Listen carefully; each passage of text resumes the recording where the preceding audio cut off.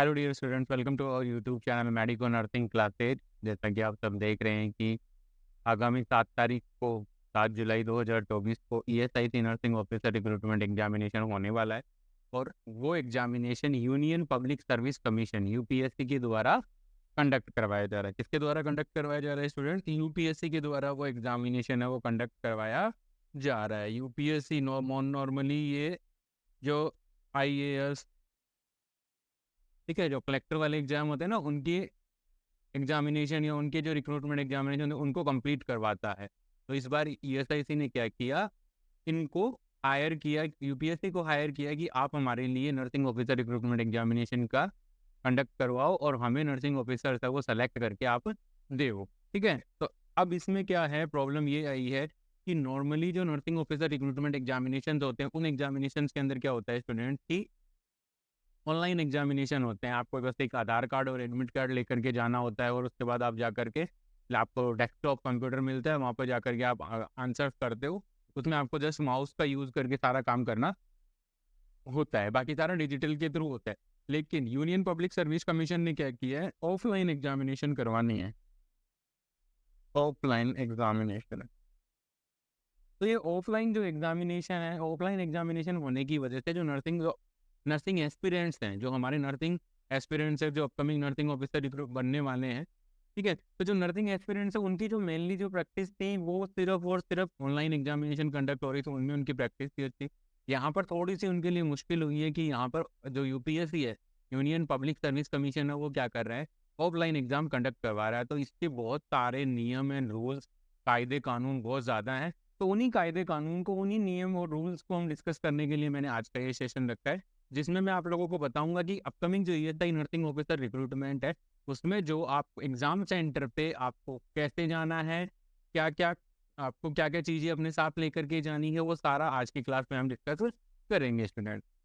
तो बने रहिए medico nursing classes YouTube channel के साथ और अपनी तैयारियों को और भी नई ऊंचाइयों तक पहुंचाइए। तो देखिए आपके सामने स्क्रीन के ऊपर एक एडमिट कार्ड है, ठीक है, एक ई एडमिट कार्ड है, और जो कि किसने रिलीज किया है, यूनियन पब्लिक सर्विस कमीशन ने रिलीज किया। किसने रिलीज किया? यूनियन पब्लिक सर्विस कमीशन ने रिलीज किया। और ये ई एडमिट कार्ड है, ठीक है, ये एडमिट कार्ड है नर्सिंग ऑफिसर रिक्रूटमेंट एग्जामिनेशन के अंदर एंट्री लेने का। ठीक है, अब क्या करना है, देखो अब examination ESIC nursing officer recruitment है, उसकी एग्जाम कितनी तारीख को है, उसका एग्जाम कितनी तारीख को है स्टूडेंट? उसका एग्जाम है आपका,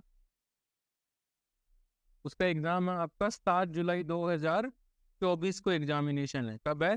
7 जुलाई 2024 को क्या है, उसका एग्जाम है। ठीक है, उसके बाद डेट ऑफ एग्जामिनेशन मैंने आप लोगों को बता दी कि 7 जुलाई को ये एग्जाम है। ठीक है, अब जो एडमिट कार्ड है उसमें सबसे पहले आपका नाम लिखा हुआ होगा, रोल नंबर लिखे हुए हैं, फोटो आइडेंटिटी कार्ड के नंबर, जो भी आपने फोटो आइडेंटिटी कार्ड, फोटो पहचान पत्र, फोटो युक्त पहचान पत्र का जो नंबर डाला था वो नंबर यहाँ पे मिला होगा। तो स्टूडेंट मेरा आप सबसे रिक्वेस्ट है कि आप सब ये जो नंबर है, फोटो आइडेंटिटी कार्ड के जो नंबर है, नॉर्मली आजकल कॉमन सब लोगों के लिए आधार कार्ड कॉमन हो रखा है, ठीक है, आधार कार्ड।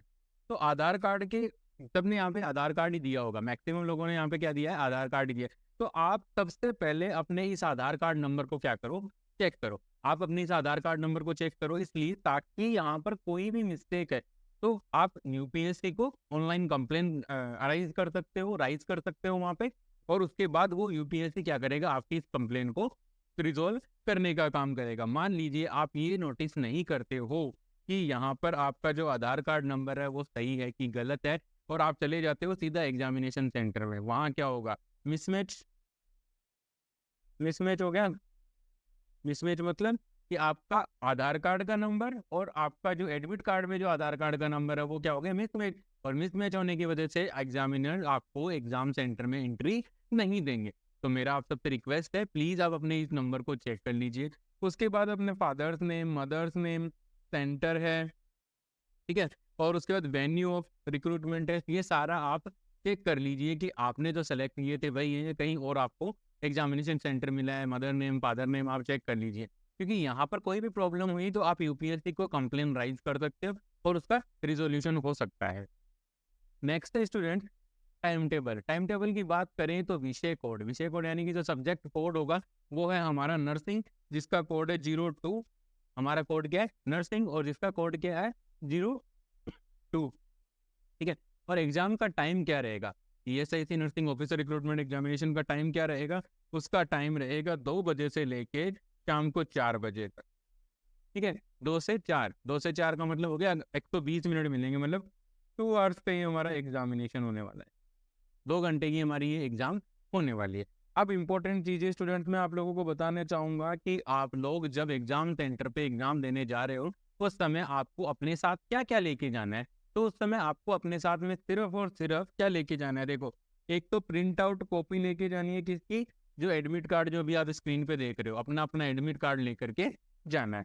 साथ में एक जो आपने यहाँ पर आपने जो फोटो आइडेंटिटी कार्ड दिया था, यहाँ पर किसी ने ड्राइविंग लाइसेंस दिया है, किसी ने पैन कार्ड दिया होगा, किसी ने आधार कार्ड दिया होगा, जो भी फोटो युक्त पहचान पत्र आपने यहाँ पर एडमिट कार्ड के अंदर शो किया था at the time of form के अंदर आपने जो शो किया था at the time of form filling, जब आप फॉर्म अप्लाई कर रहे थे उस समय आपने जो एडमिट कार्ड फोटो युक्त पहचान पत्र के जो नंबर दिए थे, वही फोटो युक्त पहचान पत्र आपको लेके जाना है। ऐसा नहीं करना है कि आपने उस टाइम पे तो आपने दे दिया पैन कार्ड, फॉर्म भरने फॉर्म भरने के टाइम में तो आपने दे दिया पैन कार्ड, और वहां पे एग्जाम सेंटर पे आप लेके जा रहे हो आधार कार्ड,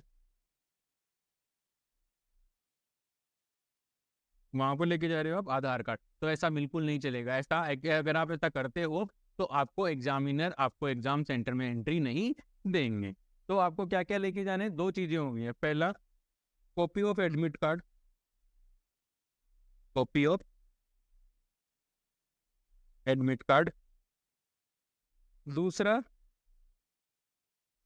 आइडेंटिटी प्रूफ,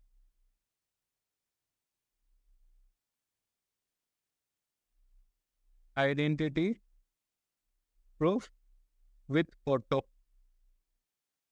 ठीक है। आइडेंटिटी प्रूफ के अंदर क्या होनी चाहिए, आपकी फोटो होना चाहिए, आपको एक्स्ट्रा फोटो नहीं लेके जानी है, फोटो है, ठीक है। उसके बाद जो तीसरा आइटम आपको आप एग्जाम सेंटर में लेके जा सकते हो, वो कौन सा आइटम है, वो आइटम होगा आपका, ठीक है, वो आपका होगा black ball point pen, black ball point pen. क्या होगा, black ball point pen, black ball point pen आपको लेकर के जाना है। ये 3 चीजें आपको एग्जामिनेशन सेंटर के ऊपर लेकर के जानी है जब आप एग्जाम देने के लिए जा रहे हो। स्टूडेंट, ध्यान में रखने की बात ये है कि जो ये बॉल ब्लैक पॉइंट पेन होगा ये ट्रांसपेरेंट पेन होना चाहिए, यानी कि जो रिफिल है, जो पेन की जो रिफिल है वो आपको ट्रांसपेरेंट दिखनी चाहिए। अगर आप ब्लैक पेन लेके जाते हो, लेकिन अगर आप मान लीजिए कुछ ऐसा ऐसा ऐसा पेन लेके चले जाते हो, ऐसा सा पेन लेकर के चले जाते हो, या कुछ इस प्रकार का पेन लेकर के चले जाते हो जो मैं आपको एग्जांपल्स दिखा रहा हूँ, ठीक है, तो उस कंडीशन के अंदर आपको मान लीजिए ये मेरा ब्लैक पेन है, लेकिन इसमें मेरे को आपको रिफिल नहीं दिख रही है कि इसके अंदर रिफिल है वो किस कलर की है, क्या है, ऐसा बिल्कुल नहीं चलेगा। आपको बिल्कुल ट्रांसपेरेंट पेन लेकर के जाना है, जस्ट लाइक दिस। देखो, इसमें आप रिफिल को भी देख सकते हो, ठीक है, कौन सी रिफिल है, कहाँ तक, इस प्रकार का आपको पेन लेकर के जाना है। आई थिंक आप लोगों को समझ में आया होगा।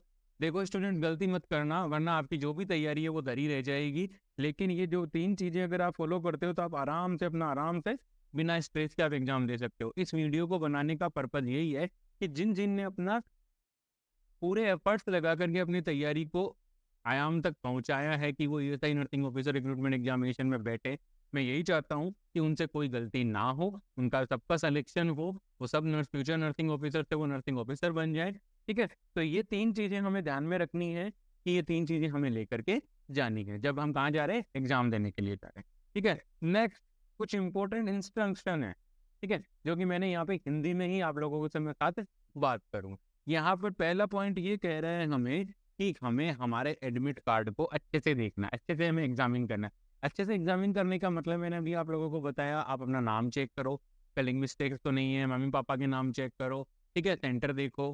साथ के साथ आपको क्या देखना है, साथ के साथ आपको देखना है जो आइडेंटिटी कार्ड के जो नंबर आपने दिए थे वो मैच कर रहे हैं कि नहीं, मिसमैच नहीं होने चाहिए। अगर ऐसा कुछ होता है तो आपको क्या करना है, कंप्लेन राइज करनी है UPSC की साइट पे जा करके, ठीक है। उसके बाद थर्ड पॉइंट, जो इंपॉर्टेंट पॉइंट है वही डिस्कस करेंगे, वरना वीडियो बहुत ज़्यादा लंबा हो जाएगा, टाइम खराब होगा आपका, जो कि medico nursing classes YouTube channel बिल्कुल भी नहीं चाहता है, ठीक है। अब यहाँ पर क्या करना है, जब सेंटर है उसमें आपको क्या करना, मूल फोटो पहचान पत्र के साथ print out of admit card, ठीक है, ये लेकर के आपको 2 चीज़ें ये इंपॉर्टेंट लेके जानी है। तीसरा आपको पेन मैंने बता दिया है, ठीक है। उसके बाद जो नेक्स्ट इंपॉर्टेंट पॉइंट ये है कि मान लीजिए आपका जो एग्जाम सेंटर एग्जाम है वो कितने बजे से 2 बजे से है। तो यहाँ पर ये बोल रहे हैं कि 1:30 पे क्या होगा, एंट्री बंद हो जाएगी। इसीलिए आपको एग्जाम सेंटर पे 1 घंटे पहले जाना है। याद रख लेना इसको, ठीक है। 1 hour before exam, before exam starting, 1 घंटे पहले हम लोगों को जाना है। ध्यान रखने की बात है स्टूडेंट कि 1 घंटे पहले हम लोगों को वहां पे जाना है, मतलब 1:30 से पहले पहले पहुंचना है। ये टारगेट लेकर के चलना। अगर आप 1:30 के बाद जाते हो, 1:30 भी जाते हो, तो आपको एंट्री नहीं मिलेगी, ठीक है। ये सब बहुत सारे स्टूडेंट्स के साथ होता है और वो बहुत लास्ट में बहुत पछताते हैं कि मैं आधे घंटे पहले निकल जाता, 10 मिनट पहले निकल जाता, ठीक है। उसके बाद है कि आपको एक अप्रोप्रिएट टाइम लेकर के ही आपको एग्जाम सेंटर पे पहुंचना है। ऐसा नहीं कि 5 घंटे पहले ही आके बैठे, ऐसा भी नहीं करना है। ऐसा भी नहीं है कि 1:30 के बाद आप एंट्री कर रहे हो, ऐसा नहीं है। टाइम के साथ हमें पहुंचना है। साथ के साथ हमें क्या करना है, आपके ई एडमिट कार्ड के अंदर जो जो आपका एग्जामिनेशन सेंटर है वो जो उसमें क्या किया हुआ है, लिखा हुआ है, उसको हमें क्या करना है, देखना है। इसके अलावा मान लीजिए आपका एग्जामिनेशन सेंटर था कहीं और, किसी दूसरे स्टेट में, मान लीजिए दिल्ली एनसीआर में था, और आप चले गए जयपुर, लखनऊ, इंदौर के किसी सेंटर पे कि भाई मैं तो यहाँ ही एग्जाम दूंगा, ऐसा पॉसिबल नहीं है। जो एग्जामिनेशन सेंटर आप लोगों को आपके एडमिट कार्ड के अंदर लिखा हुआ है, वहीं पर आपको क्या दिया जाएगा, एंट्री दी जाएगी एग्जाम देने के लिए, ठीक है। आपके पास जब आप एग्जाम सेंटर में जा रहे हो उस समय आपके पास कोई भी मोबाइल फोन नहीं होना चाहिए, कोई पेजर नहीं होना चाहिए, कोई भी अन्य इलेक्ट्रॉनिक उपकरण नहीं होने चाहिए, स्मार्ट वॉच नहीं, पेन ड्राइव भी नहीं होनी चाहिए, स्मार्ट वॉच नहीं होनी चाहिए, कोई भी स्टोरेज मीडिया नहीं होना चाहिए, कोई भी ब्लूटूथ आपके पास नहीं होना चाहिए। मतलब सीधी सी कहने की बात एक ही है स्टूडेंट यहाँ पे, कि आपको कोई भी अनवांटेड थिंग्स जो आज तक आप एग्जामिनेशंस में नहीं लेके जाते थे, वो नहीं लेके जानी है, ठीक है। यहाँ पर आप घड़ी लेके जा सकते हो, लेकिन ध्यान रखने की बात ये है, वो डिजिटल वॉच नहीं होनी चाहिए, वो आपकी एनालॉग वॉच होनी चाहिए, ठीक है, जिसमें 3 सुई होते हैं, सेकंड का, मिनट का और घंटे का। ये तीनों सुइयां चल रही हो, ऐसा ही घड़ी आपको लेकर के जाना है। ऐसा आप कह दोगे कि सर ये तो डिजिटल वॉच के अंदर हम वॉलपेपर लगा देंगे, जी बिल्कुल नहीं चलेगा। आपको एग्जामिन किया जाएगा, उसी टाइम पे आपको बाहर कर दिया जाएगा। तो इससे अच्छा है कि आप एनालॉग वॉच लेकर के ही वहां जाएं, ठीक है। ये मैंने आप लोगों को बता दिया है। दूसरी सबसे इम्पोर्टेंट चीज ये देखो, ये वाला सबसे, कि एग्जाम जब आप एग्जाम दे रहे हो, तो जब आप आंसर कर रहे हो, तो आपको सही आंसर के नंबर तो मिलेंगे, लेकिन गलत आंसर के आपको क्या मिलेंगे, नेगेटिव मार्किंग। नेगेटिव मार्किंग, तो इसका मतलब है कि एग्जाम में क्या है, नेगेटिव मार्किंग है। हमें ध्यान में रख के, इस बात को हमें ध्यान में रख के उसके बाद ही हमें पेपर को एग्जामिन स्टार्ट करना है, ठीक है। ब्लैक बॉल पॉइंट पेन ये हमें लेकर के जाना है। अगर आप ओमार सीट भरते समय ब्लैक बॉल पॉइंट पेन का यूज नहीं करते हो और किसी अन्य इंक वाले पेन से आप वहाँ ओमार सीट भरते हो, तो आपकी ओमार सीट को चेक भी नहीं करेगा यूपीएससी, ठीक है। तो ब्लैक बॉल पॉइंट पेन का ही हमें यूज करना है, ठीक है। दूसरा, आपका कोई भी कीमती सामान एग्जाम सेंटर पे नहीं रखा जाएगा। आपका कोई भी कीमती सामान एग्जाम सेंटर पे नहीं रखा जाएगा। एग्जाम सेंटर के लोग या एग्जाम सेंटर की अथॉरिटी आपके कीमती सामान की देख रेख के लिए, उसको जमा करने के लिए, उसका ध्यान रखने के लिए बिल्कुल भी रेस्पॉन्सिबल नहीं है।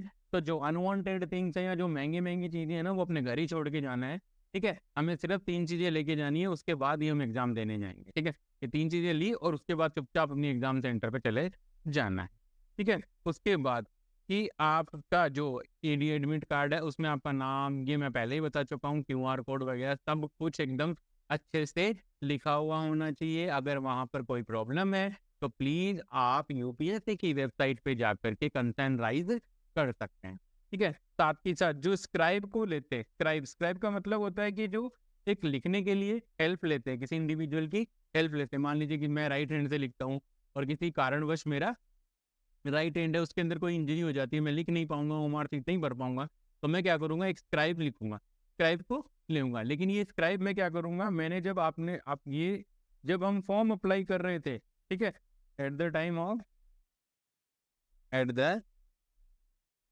Time of application form applying for the post, उसी टाइम पे आपको सेलेक्ट करना होता है। तो स्क्राइब का एडमिट कार्ड अलग होगा, आपका कैंडिडेट का एडमिट कार्ड अलग होगा। मतलब एक कैंडिडेट के लिए 2 एडमिट कार्ड होंगे अगर वो स्क्राइब लेके जा रहा है। तो एक तो होगा स्क्राइब का, एक होगा कैंडिडेट का। ये दोनों एडमिट कार्ड हमें क्या करने हैं, लेकर के जाने हैं। ऐसा नहीं है कि एक कैंडिडेट के एडमिट कार्ड पे स्क्राइब को भेज देंगे, जी बिल्कुल भी नहीं भेजेंगे, ठीक है। तो इस समय आपको ये इस चीज़ का हमें ध्यान में रखना है। साथ ही साथ हमें क्या करना है, जो भी लीगल पॉलिसीज होती हैं एग्जामिनेशन सेंटर की या एग्जाम की, उनको हमें फॉलो करना है, ठीक है। दूसरा क्या है, अगर मान लीजिए आपने अपना फ्यूचर के अंदर या अपने पास्ट के अंदर अपने कभी अपना नाम बदला है, अगर आपने कभी नाम चेंज किया है, तो आपको क्या करना है, जो नया पहचान पत्र आपको जारी हुआ वो लेके जाना है। साथ में बदले हुए नाम की मूल राजपत्र अधिसूचना साथ में रखनी है। मतलब जो बदला था, पुराना नाम और नया नाम दोनों साथ में लेकर के जाने। और आपको जो गवर्नमेंट के जो डॉक्यूमेंट्स थे, जब आपने नाम चेंज किया था, जो डॉक्यूमेंट्स बने थे, वो सारे डॉक्यूमेंट्स आपको वहाँ पे एग्जाम सेंटर पे शो करने पड़ेंगे। तो स्टूडेंट, ये हैं इम्पोर्टेंट इंस्ट्रक्शन उन सारे कैंडिडेट्स के लिए जो upcoming nursing officer recruitment, ESIC nursing officer recruitment, जो कि 7 जुलाई 2024 को दोपहर को 2 बजे से लेकर शाम को 4 बजे तक का ये एग्जाम होने जा रहा है। उसमें जो लोग बैठने जा रहे हैं, जो कैंडिडेट उस एग्जाम को अटेम्प्ट करने जा रहे हैं, उन सब के लिए इम्पोर्टेंट इंस्ट्रक्शन था। तो आज की वीडियो में ये इतना ही। अगर फिर भी आपका कोई डाउट रहा है एडमिट कार्ड से रिलेटेड, एग्जाम सेंटर से रिलेटेड, तो प्लीज़ आप मुझे कमेंट सेक्शन में ज़रूर बताइए। मैं डेफिनेटली आपके डाउट को क्लियर करूँगा। आज की क्लास में इतना ही। Best of luck. Thank you so much.